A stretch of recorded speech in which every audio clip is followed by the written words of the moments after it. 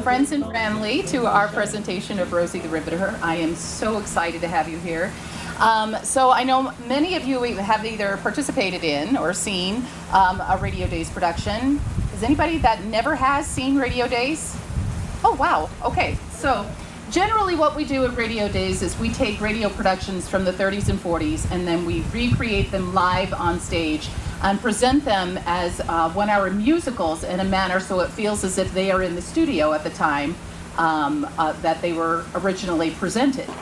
And the only time we do something a little bit different is with Rosie the Riveter. It's the only production that we've ever redone, and it is primarily because it is the one story that really touches that particular group of people, the greatest generation, the folks that were around during the 40s and 50s, many of whom were alive during World War II. And we don't run into too many folks that were actually in it anymore, but many people that were actually Sasha's age or a little bit younger, and they remember it. But the songs and the stories really resonate because their parents or their grandparents were there. So now this story, of course, is going to be a musical because all of our Radio Days shows are. And we always take music from that wonderful period, so I hope you like 40s music, because we sure do. And we do encourage you to sing right along with us. This story is based upon a true story, and it tells the story of one couple from Idaho who are surviving a very tumultuous time. We have a pilot in the Army and a young lady at home who is doing her very best to raise their teenage daughter and working in the factories as many, many women did during that time. So with that being said, I want to invite you to please keep hydrated and have as many treats as you like, and hope you enjoy our presentation of Rosie the Riveter.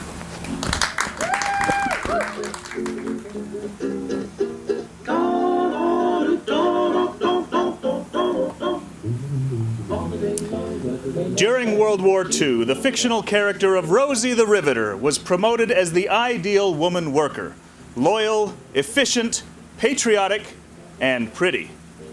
A song, Rosie the Riveter, became very popular in 1942.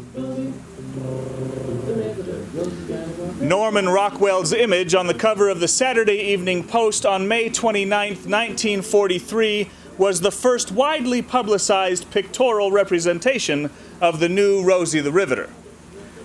Rosie was an instant media success. In many other locations and situations around the country, Rosies were found and used in the propaganda effort that the government launched to lure women into working after the United States entered the war. Almost overnight, the war production increased, and auto factories were converted to build airplanes, shipyards were expanded, and new factories were built. And all of these facilities needed workers. The campaign focused on several themes, like, "It is your patriotic duty." Women workers are essential to the war effort. The war will end sooner if more women work, and unfortunately more soldiers will die if women don't work. You don't want to be seen as slackers who avoid work. That would equate to men who avoided the draft. Work will be glamorous. Since you aren't accustomed to working outside of the house, the campaign is showing women that working is the fashionable thing to do.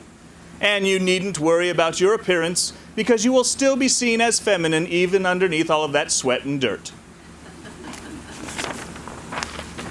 The workplace will be similar to housework. Some women think that working in a factory is dangerous or difficult, so the government suggests that you women already have all of the necessary skills to be hired because of all of the work you already do inside of the home. And lastly, your spouses will be proud of you.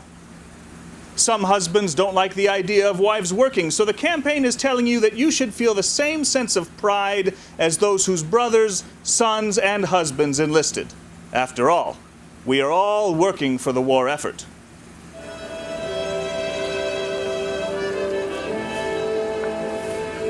This is the story of George and June Albert, a married couple trying to cope with separation during the war. George is in the Army and June is home in Idaho, and they are about to embark on a new journey that includes hard work and sacrifice during one of the most difficult times in our nation's history.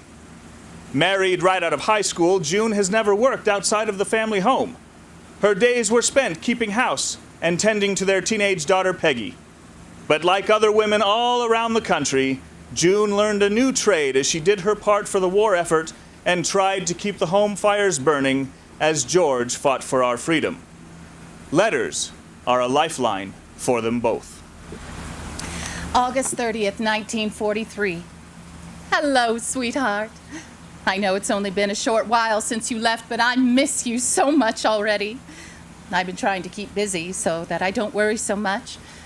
I had Cub and Helen over this week for a bridge game, and Helen made the most delicious cinnamon bread. Don't worry, I got the recipe so I can make it for you. We got to talking about the kids, and Cub told me that her son Bud has really stepped up since his dad got called back into the Army. He's only 14, but he takes his role as man of the house very seriously. Helen's older daughter Sarah is doing pretty well, but their younger daughter Sadie is having a really hard time. She misses her daddy something awful. Peg is fine. Don't worry too much about our little girl. She's been helping our neighbor, Mrs. Schulerman, pulling weeds and walking her dog, Millie. You know how Peggy loves her puppies. Well, my love, that's about all. Remember, I miss you, and I can't wait for your return. Till then, I will count my blessings, and you, my sweet husband, are right at the top of the list. Stay safe and write soon. All my love, June.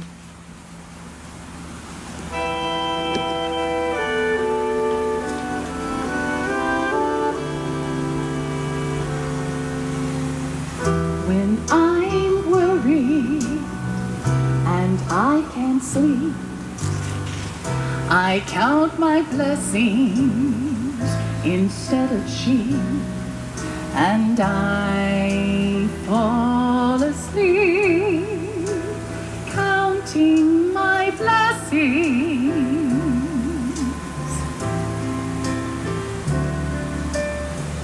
When my bankroll is getting small, I think of when I had none at all, and I fall asleep counting my blessings.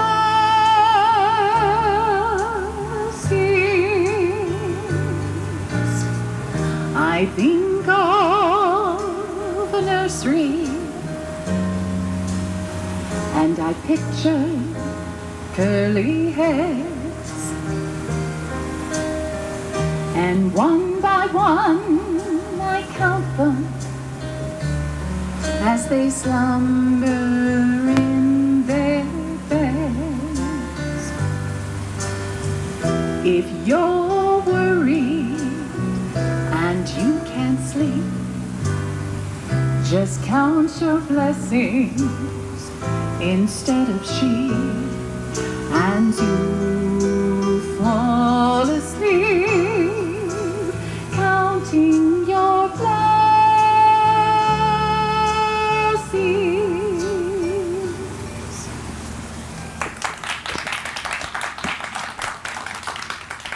October 15th, 1943. Beautiful June. I can't tell you how much your letters mean to me. It can be so lonely here. I know that sounds a little funny because I have people around me all the time, but the fact is I don't have the one person I want most in the world. My lovely wife.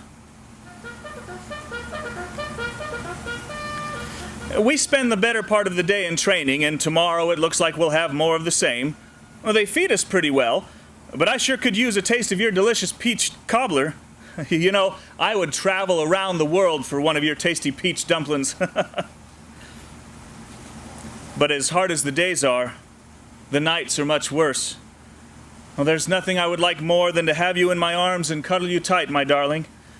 When I can't sleep, I often find myself looking at the stars and dreaming that I'm with you. Well, till then, I'll reread your letters just so that I can picture you here with me and feel your love through the words that you write. Good night, my sweetheart. Love, your lonesome hubby, George.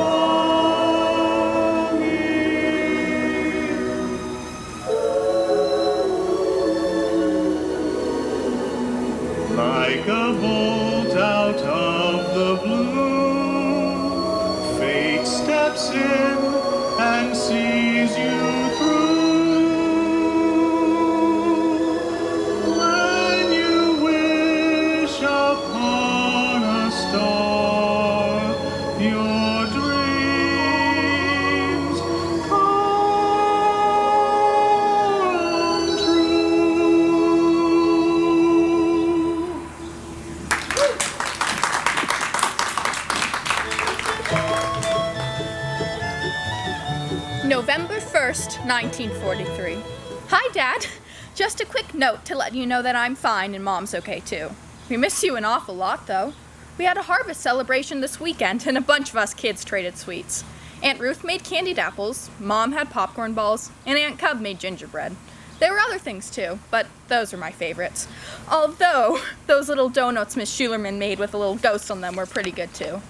School's okay. Same old reading, writing, and arithmetic. Of course, I still love my Laura Ingalls Wilder books the best. I'm reading the latest, Little Town on the Prairie. Laura always has the most amazing adventures. Well, that's about all for now. Stay safe and come home soon. Love you lots. Your favorite daughter, Peggy.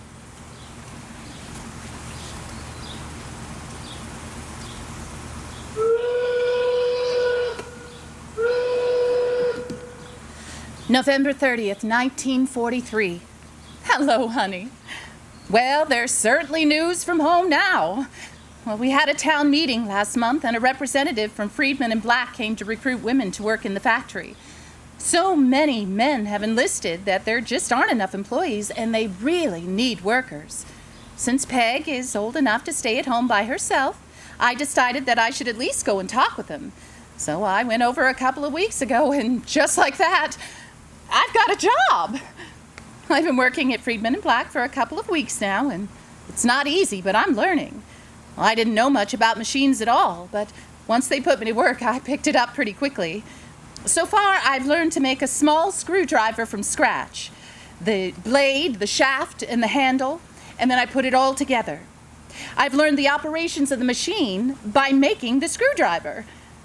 I never thought about how a screwdriver is made, but I can take you through it now, step by step. I've more or less picked up how to work a few other different machines in the factory, too. And tomorrow, I'll be working a lathe. Over the next few months, some of the other gals and I will be going to trade school so that we can learn to read blueprints and charts, how to read a micrometer, and how to operate a drill press. The steel we'll be working on will be used to build planes. Oh, George, my head is spinning from all this input. But I knew you'd be proud of me once I started talking about my new skills. On the job, I wear these bib overalls, and in the machine shops, I wear denim for aprons to absorb all the oil and grease, and when I wipe my hands, it doesn't dirty my clothes. It sure is different from the clothes I wear to clean the house. The floor is usually pretty oily, so I just wear some old boots so that I don't ruin my good ones. Well, honey, I'm just plumb worn out, so I'll say goodnight to you. I love you, and I miss you more than I can say. Here are a million hugs and kisses for you. Love, your tired wife, June.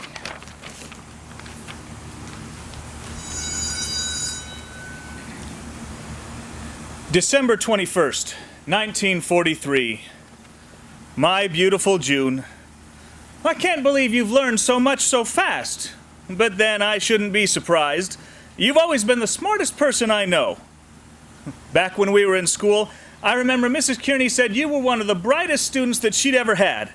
And who knows, maybe one of those planes you're working on will find its way into my unit. Even so, I wish I was home so you wouldn't have to work so hard. How many hours are you working each day? As for me, I'm training recruits from sunup to sundown. It seems like there are more men arriving almost daily. But we keep pretty busy so that we'll be ready to go when the time comes. It's almost Christmas, my honey bun. And you know I'd love to be right beside you to celebrate and give you the moon. Well, no perfume could smell as sweet as you, and of course, there is no gem to compare with your beautiful face, but I would try my best to find you something lovely, just so I could see you smile. Well, please give my love to Peg and let her know that her old dad is doing fine and misses her like the dickens. And I sure wish I could be home with my girls for Christmas. But just know that you are in my heart and my thoughts every day. All my love, George.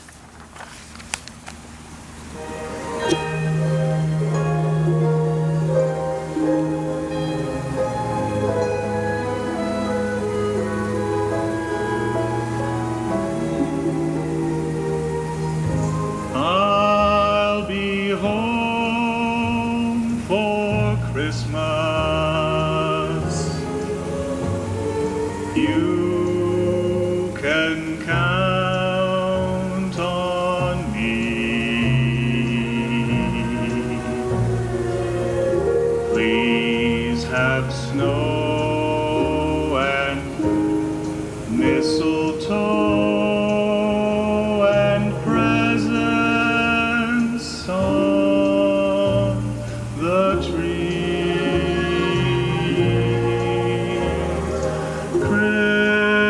Christmas Eve will find me where the love light gleams. I'll be home for Christmas, if only in my dreams.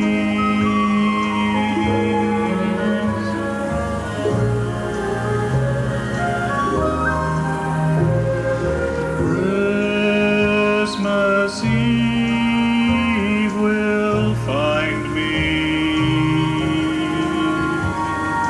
where the love light gleams.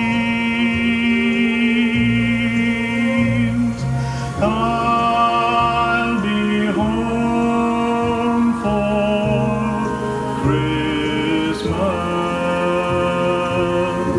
if only in my dreams.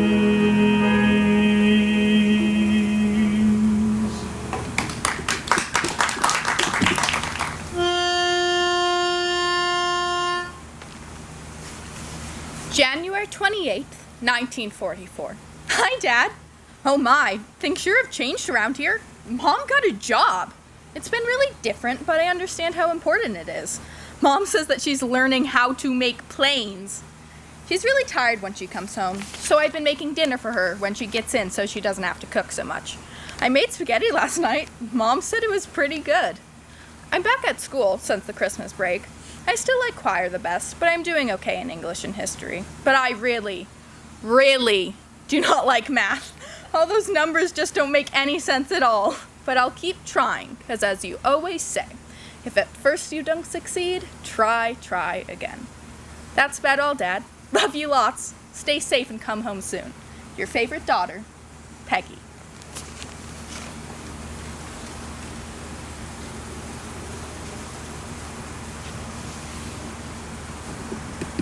February 3rd, 1944. Hello, darling. Oh, I can't tell you how much I look forward to checking the mail each day, hoping to get a letter from you. Oh, I miss you so much.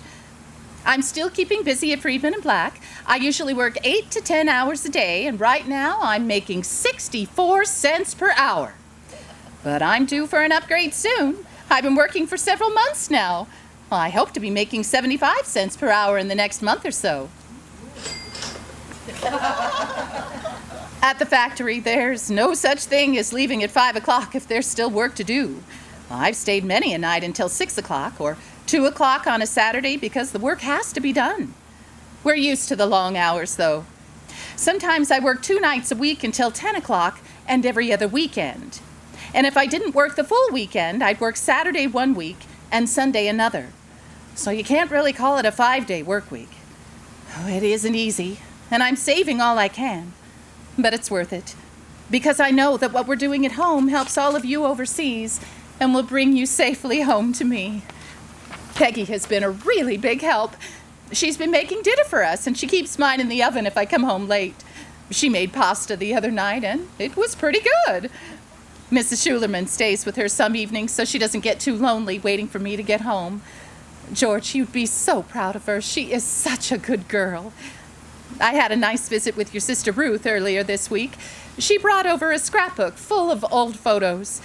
She couldn't wait to show me all these pictures she found of you from high school. My favorite was one of you from your football days.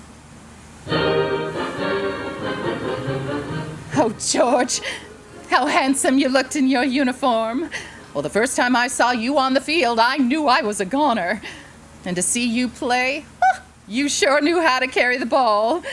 Well, I would sit in the stands with Cub and I'd cheer as loud as I could. I was hoping that you might hear and look up in the stands and see just me through all of those rooting fans. I remember the first time you asked me out for a soda. I couldn't believe it. Well, I thought for sure you were smitten with Nellie Hoofman. But sitting there with you and Sully sipping an ice cream soda is a memory I'll keep with me forever. You told me that you knew Nellie was sweet on you, but that one look at me and my pretty pink sweater, and you only had eyes for me. Oh, you say the sweetest things. And you walked me home, and we could see Papa standing just inside the door.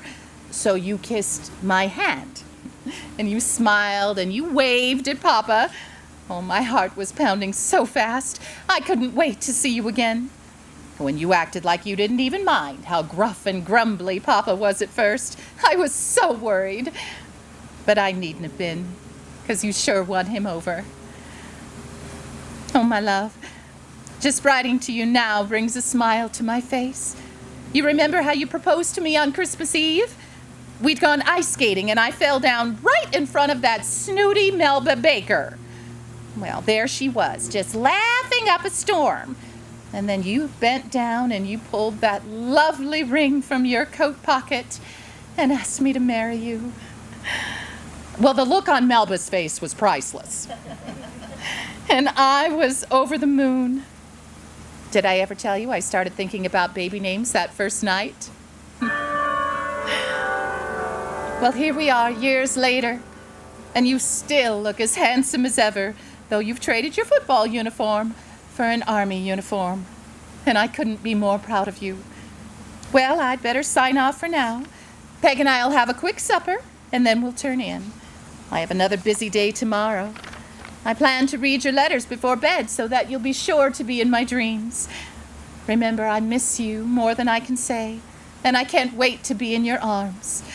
Sweet dreams, my love. Forever yours, June.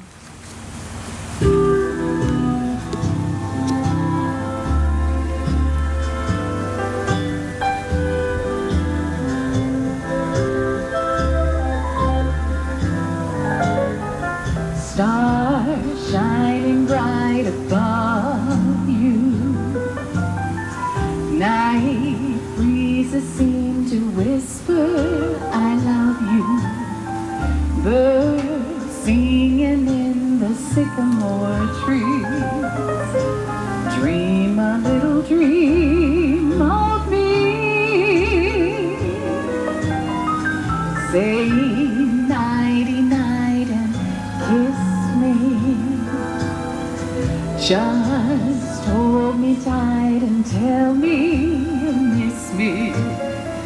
While I'm alone and blue as can be, dream a little dream of me. Stars fading, but I linger on, dear. Still craving your kiss. I'm longing to linger till dawn, dear. Just saying this.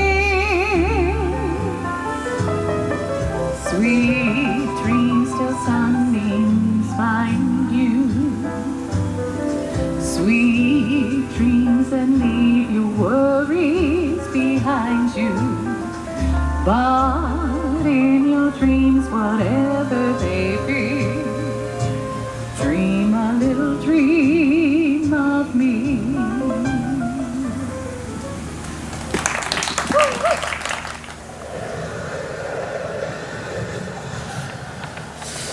March 30th, 1944. Hello, darling. Well, here I am, colder than the dickens. We're in the middle of a snowstorm. Well, everything is fine, so please don't worry. This trip will be shorter than I thought, so I'll probably be back and able to write you as soon as we get back, so before you even have a chance to miss me. You be a good gal and take care of yourself. I will write a letter from our next stop, so please excuse this short note as, well, they have all the lights out except for this one, and, well, we are not privileged characters. I love you and miss you. George.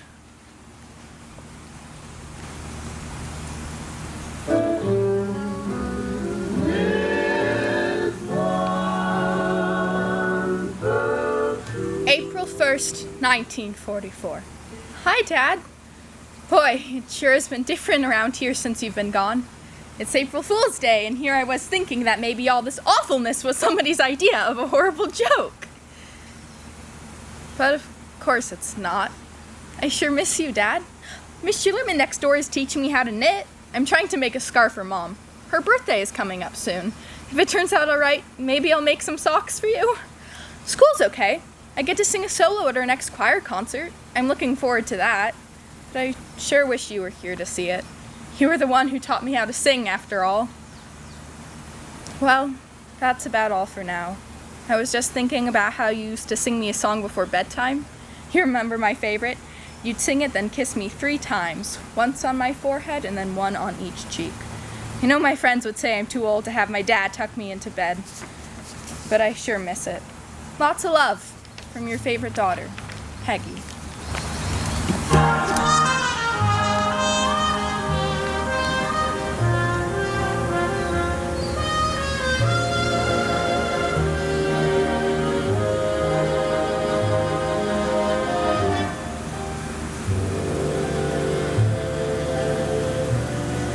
Never thought that you would be standing here so close to me.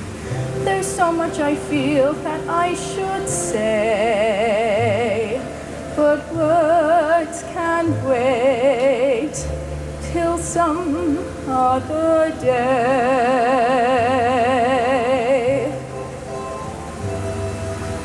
Kiss me once, then kiss me twice, then kiss me once again. It's been a long, long time.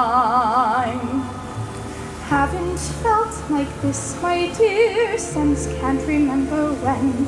It's been a long, long time.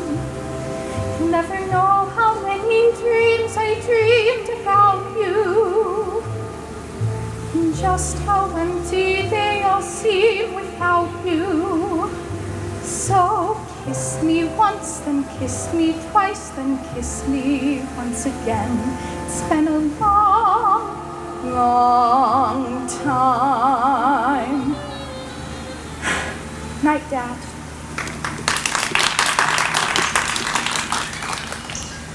May 14th, 1944. Hello, my darling. Well, here it is, another blue Sunday, and more than a month since I've had a line from you. Gee, am I ever blue and discouraged right now? Oh, honey, I miss you so. Do you have enough money to get along on? Please let me know. I'm so worried about you. I'm trying to save all I can, but it's sure hard to do. Tomorrow is Grandpa's birthday. Peg and I are going over in the morning, but I don't know what to take him. He feels pretty good now, and he's looking forward to seeing the family. Did you get the photograph I sent? Sorry, it wasn't better. Honey, if you have the money, I have the telephone number of the people I ride to work with. I know they'll call me to the phone. Well, darling, I have to go to bed now. I wish I could snuggle up with you, but I'll be seeing you in my dreams. I pray that God will watch over you and bring you home safe to me soon. Good night. Love, your lonely wife, June. Oh, P.S. Here are 1,000,001 kisses just for you.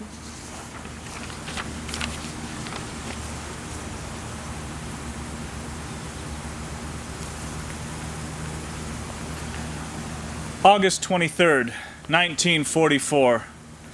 Hello, my darling. Well, here it is, another lonely day here without you. Your pictures and stories of home mean so much to me, and you look so beautiful with your long, wavy hair, brushing the tips of your shoulders, and wearing that cute little dress that you picked out at Halliday's dress shop last spring. But you could be wearing rags and an old apron and you'd still be beautiful to me. Well, I carry your picture with me everywhere that I go, and I smile every time that I look at you. Please keep me posted on Mom, Grandpa, Cub, and Ruth. Oh, and tell Peggy that I got her letter, and I'm just so tickled that she got to sing a solo in the choir. I can't wait to hear it in person when I get home. It's going to be a little while before I can write again. We'll be heading out soon. I'm set to do more flying than I've ever done before. And I'm really excited, but I'd be lying if I didn't say that I'm a little bit scared too. Pray for me, my darling. Knowing that you're there thinking of me gives me both strength and courage. I so wish I was home with you, but I know that this is where I need to be right now. You are in my thoughts every moment, and you are always in my heart. I love you so very much. Your husband, George.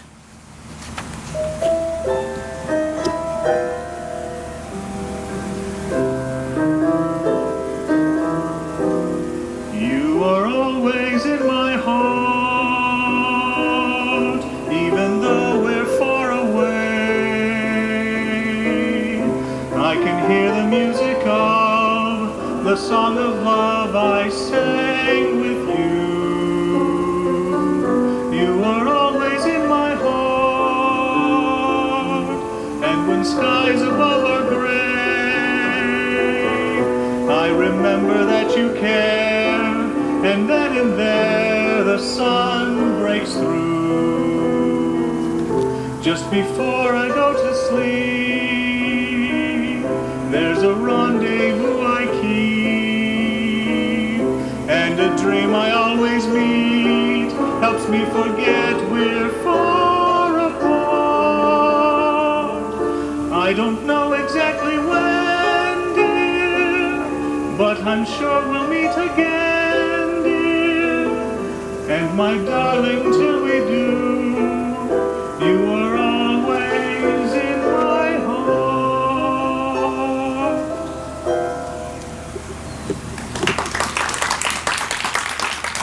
October 20th, 1944. Hello, my sweetheart. Peg and I are about to have dinner with Mom. I received the compact you sent me. It's lovely, just what I wanted. Thanks a million. You are so darn good to me. I don't know how, but I'll repay you some way. But for now, I'll just say the same old story. I love you, and I miss you, dear, so very much. At night, we've been listening to the radio news on the war.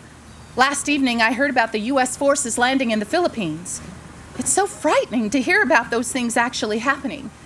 It seems so far away, but it isn't. Not really.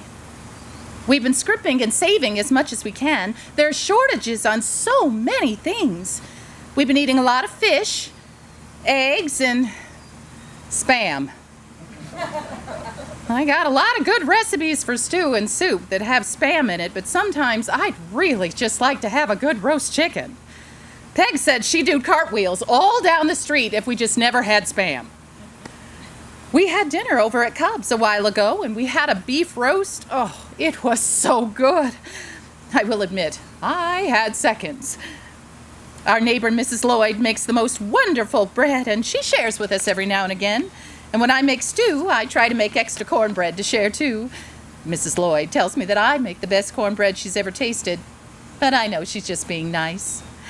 Peggy, however, has learned how to make pancakes with apples. So every now and again, we have breakfast for dinner. Sometimes, on the weekends, Peg and her friends make lunches for soldiers getting on the train. I think it lifts their spirits some just having a little bit of home with them on the trip, even if it's just some sandwiches and cookies. And I'm sure it doesn't hurt that a pretty girl is waving to them as they pull out. Gasoline has been rationed. You remember Margaret and Elmer? Well, they've taken the tires off their car and they put it up on a stand so they won't use it. Well, I've been riding to work with a group of gals on really cold days, and when it's warmer, we take the bus. Everywhere else I walk. I can save 7 cents when I walk instead of riding the bus. And lately, the money I save has been going towards buying war stamps. And if I get a booklet filled, I can get a war bond, so that when you get home, maybe we can use them to get an addition on the house. Well, I'd love to have a sewing and craft room, or maybe we can build you a shop. Oh, and you remember Bill Robeson? I think he was an old school chum of yours. Well, he was in town the other day visiting his family, and we ran into each other at Sully's. We had a soda together, and he told me he wasn't admitted into the draft because of his bum knee. Well, anyway, he's selling insurance, and it was really nice to catch up with him. Well, that's about all that's going on right now. I'd better scoot along. Oh, we plan on going down to visit with your folks this Sunday. We got your mother a beautiful birthday card. The verse is so pretty. Your mama and I, we sometimes just sit and we talk and reminisce. Our first date, our wedding day, when our little sweet girl was born. So many wonderful memories. And yet I can't wait until you get home so we can make more. All my love, every day of my life. June.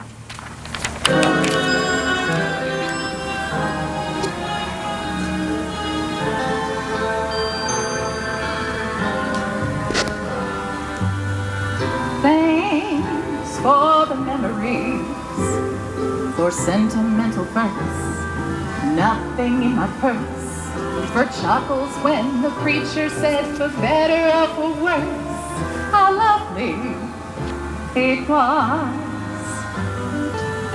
Thanks for the memories, for cushions on the floor, hash with Dinty Moore, that pair of gray pajamas that we bought and never wore, how lovely it was. We said goodbye when they called you, and I worry so much 'cause I love you. But we are diligent people, no tears, no fuss, hooray for us. So thanks for the memory, and strictly entre nous, darling, how are you? And how about those little dreams we're waiting to come true? Awfully glad I married you, cheerio and toodaloo. I miss you, and thank you so much.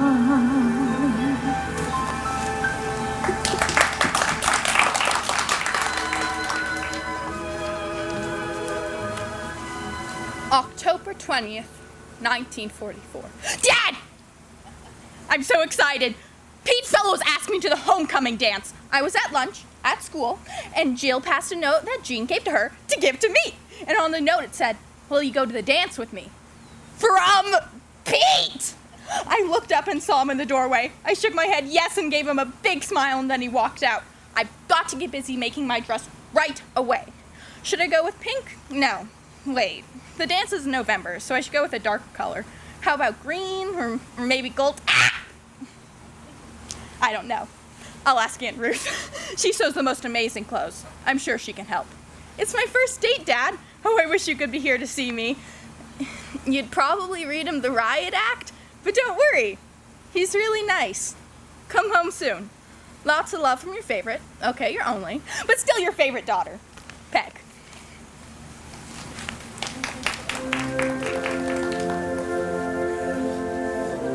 December 26th, 1944. Hello, honey. Well, here it is, the end of one year and almost the beginning of a new year. Let's both hope that it'll be a happier one. I just received your letter, honey, and please tell Peg I got hers too. As you know, your letters mean so much to me. We're not doing much lately. We drill for an hour or so in the morning, and then we're off the rest of the day or night. We're living like gentlemen down here, but it sure is tiresome. Tonight should be an occasion for celebration, but I don't really feel like it because my girls are not here. There's a church right near us, and they're having a little get-together, so that's where I've been. It's free, and I have exactly 15 cents left. It's been a little while since I've ever been this broke. Tomorrow is payday. Well, I'm glad that you're helping out back at home, and it sure is nice of Peggy and the girls to make sandwiches and lunches for the soldiers getting on the train, but you just make sure that none of those fellas get any ideas about our little girl. Well, thanks for the pictures you sent, honey. How about sending another? It's a little after 10, so I'll be ringing the new year in, dreaming of you. If you had a phone at home, I would surely have called you. It would be wonderful to talk to you. I heard a rumor that we'll be leaving soon, so you be a good soldier, honey, and take good care of yourself. It's bedtime, so I'll say goodnight. Happy New Year. I love you with all my heart. Here's a billion, trillion hugs and kisses. Your lonesome hubby, George. P.S. What about this Pete Fellows? You be sure to tell him all the rules about dating my little girl. P.P.S. If you run into that no-good Bill Robeson again, you let him know that I'll be coming after him if he tries to make a move on my honey bun. Do you remember the song I used to sing to you? Be thinking of that the next time you have a soda at Sully's. Don't sit under the apple tree with anyone else but me. Anyone else but me. Anyone else but me. No, no, no. Don't sit under the apple tree with anyone else but me till I come marching home. Don't go walking down Lover's Lane with anyone else but me. Anyone else but me. Anyone else but me. No, no, no. Don't go walking down Lover's Lane with anyone else but me till I come marching home. I just got word from a guy who heard from a guy next door to me. A girl he met just loves to pet and it fits you to a T. So don't sit under the apple tree with anyone else but me till I come marching home. April 14th, 1945. My sweetheart. It just seems so very long since you've held me in your arms. I miss you so much. I'm working really hard over at the factory. Lately it's been 6 or 7 days a week. Some nights I feel like my feet are giving off steam. When I get home, I just want to go to bed and dream of you. I've learned so much these last couple of years. I started with making screwdrivers, and now I'm working the drill press, welding pipes, inspecting, riveting, you name it, I've been doing it. Some days we'll take these huge sheets of metal on the folding machine to shape them into rectangular ducts, and then bucking rivets to hold the seam together. Each sheet of metal has one edge folded over about an inch that overlaps the other sheet edge, and then we drill the holes at intervals. I've also had to crawl inside the duct with a supply of these soft rivets and push them through the holes, and then hold a bucking bar against them while someone else flattens the ends with a hammer. It helps to have someone a little smaller to crawl through the ducts. I imagine it would be a lot more difficult for the men to do it. When we were in school, I sure never imagined myself doing this. But I know it's important. We've got to do our part here so that you and so many others can come home. Well, I've been getting regular pay upgrades. I'm earning $1.02 per hour now.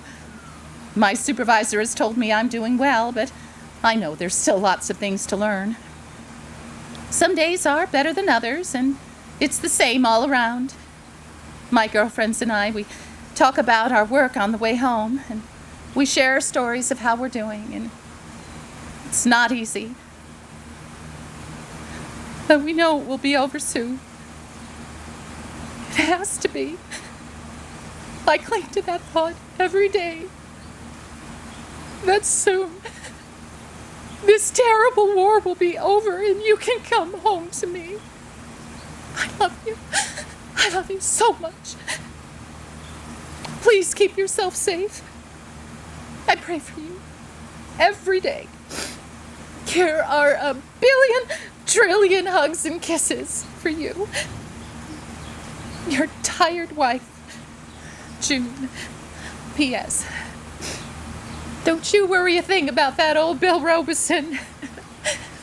I only have eyes for you, my love. You're my world.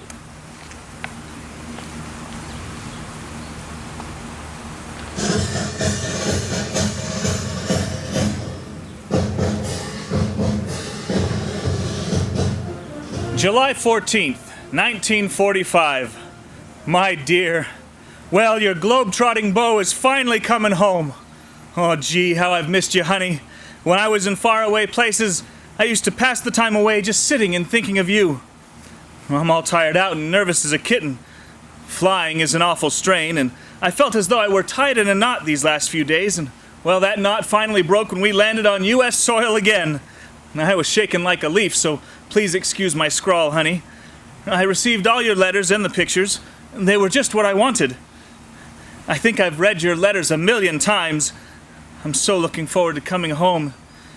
Just think, honey, I've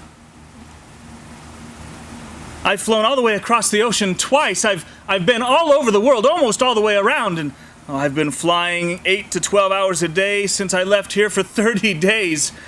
My fanny's still a little sore from bouncing up and down on that seat. But I'm so thankful to be back in the USA that I feel like shouting at the top of my voice. I was pretty sick overseas, and for a while I didn't think I was going to make it. I got some kind of dysentery from the drinking water, but I told you that I'd make it back to you even if I had to swim to you. There's so much destruction over there, honey. I've seen some terrible things, poverty, pain, and heartbreak, and, well, it just makes me so grateful to be living in the land of the free.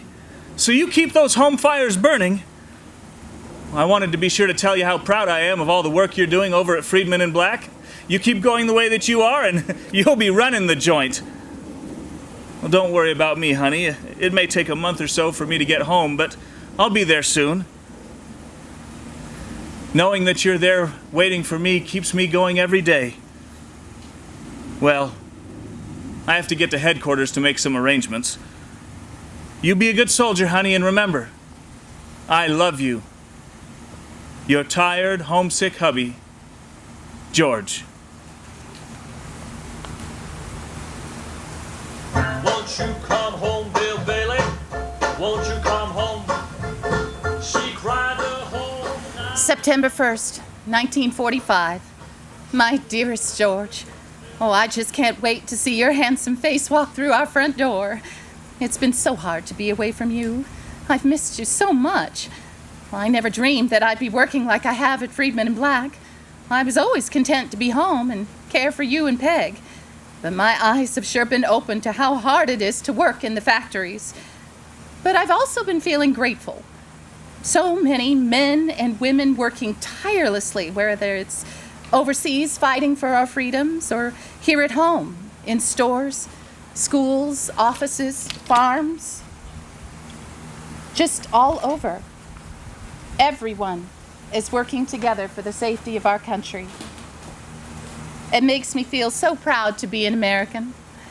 We're all in this together. We're never alone. And your family is here for you, my love. We are waiting for you with open arms. And until we can hold you close, just remember that we are always with you. All my love, June.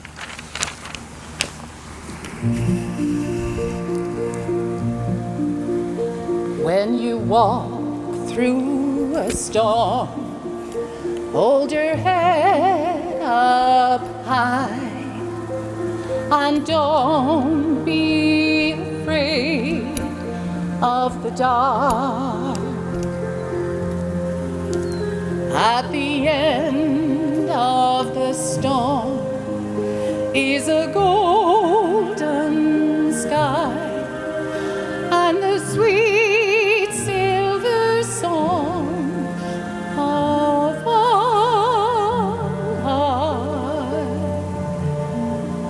Hold on to the wind, hold on to the ring, though your dreams be tossed and blown.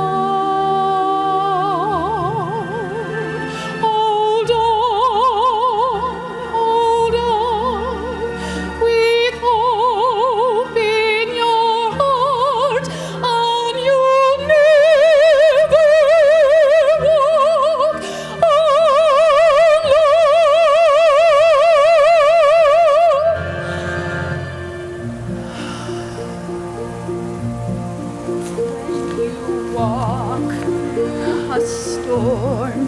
Hold your head up high and don't be afraid of the dark.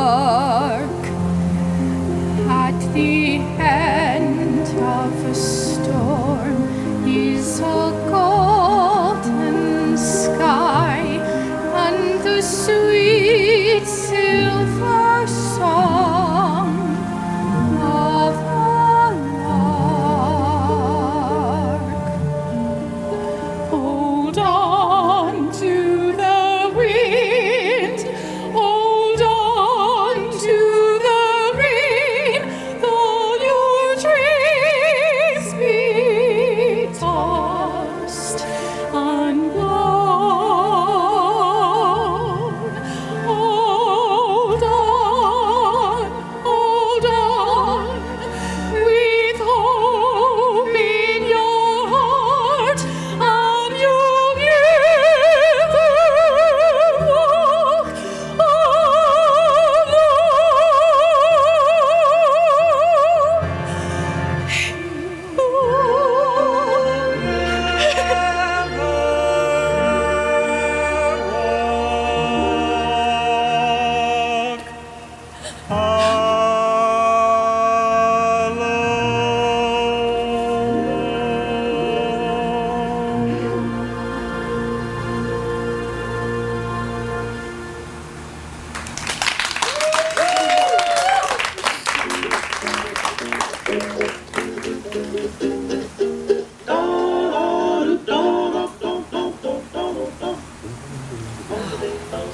Thank you so much for joining me, my friends. It has been an absolute delight and pleasure to share this story with you.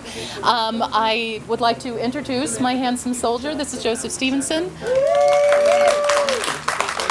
And this is my lovely peg here, Sasha Falcone. And I am Jody Falcone. I told you in the beginning that this is based upon a true story, and it is. And I'm very pleased to tell you, those of you that don't know, that this story is based upon my grandparents. And these letters were actually written to each other during the war. And I had the great pleasure of receiving my grandmother's hope chest when she passed away in 2002. And inside were these beautiful, beautiful letters. And I decided to pay tribute to them by sharing this wonderful, wonderful story. This is a picture of George. This is George Albert Wickstrom, and he was a pilot in the Army. And this lovely lady is June Marie Wickstrom. And she was a Rosie for actually many, many years. She worked at Lockheed in California. And she built planes as well as probably screwdrivers and everything else under the sun. She worked there for many years. And I'm so glad that we could share it with you. It's been a tumultuous year. You know, we didn't get to do radio days for so long inside the senior living places where we normally go. And it didn't give you, our friends and family, the opportunity to see it. This is the first show that we've been able to bring back to them on a very regulated basis, for sure. But it's still been an absolute blessing to commemorate Armed Forces Day and Memorial Day and Flag Day and the 4th of July with this wonderful story. So thank you, my friends, for being out in this hot, hot weather and sharing this story with us. So thank you.